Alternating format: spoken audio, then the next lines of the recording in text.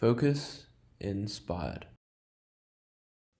Hello everyone, I'm Luki, a career catalyst and the founder of Focus Inspired, and welcome to the Career Q&A series. Today's question is, how do I write a resume to make it stand out for a recruiter?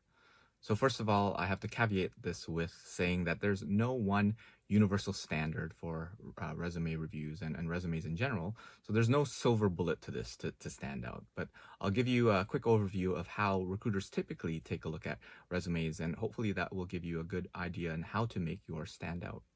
So generally speaking, a recruiter will go through a resume in basically two forms. They'll take a look at kind of first impression, basic things, and then also on the content.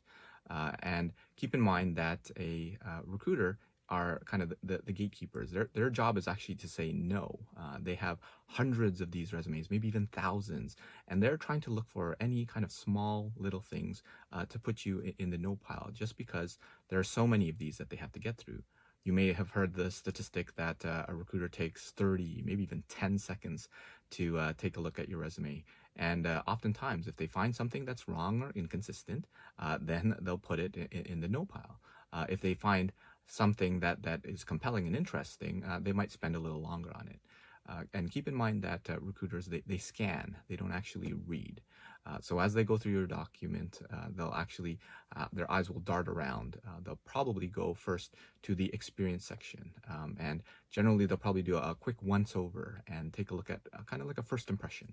So is the formatting clean? Is it consistent? Are there any spelling and grammar mistakes? And in this case, what you want to do is not stand out in a bad way. So they don't want to find any glaring errors where there are misspells here, or bullets that are misaligned, or dates that are labeled inconsistently. So you don't want to necessarily have them find something so that you stand out in a way that says that you're not a great candidate. And while they're doing that, they're also looking for content. They're looking for certain qualifications. There might be some business processes, some technologies, or some keywords that they're looking for and scanning throughout the document to find. And if you meet them, then they'll probably hone in on those keywords and read the sentence and scan the sentence and say, do you actually demonstrate that you can do whatever that is well?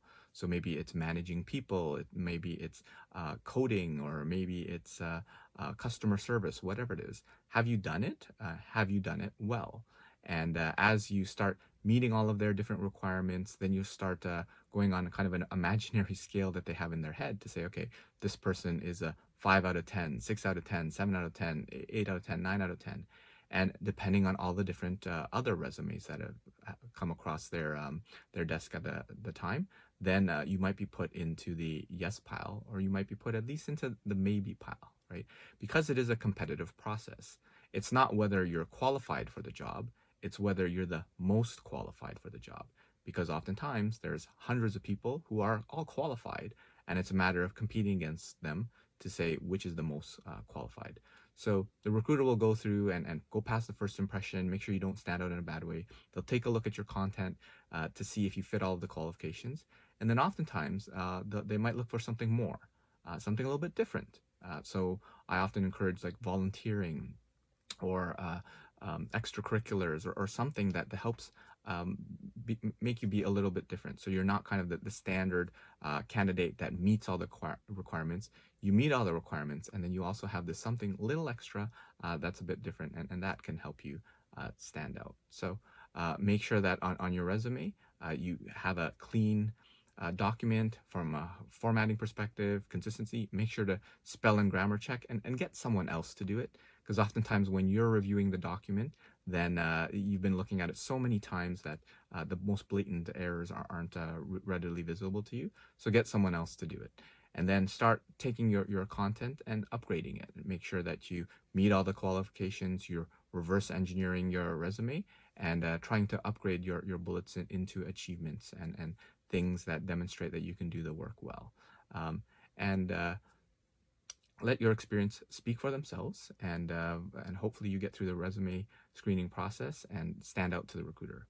That's it for me for this episode. So please comment below for any questions you'd like me to address in future episodes. And if you enjoyed this video, make sure to give it a like and subscribe to the channel, as we're posting new content every Tuesday, and follow us on our social media to be updated with future events and workshops. Take care, and I'll see you again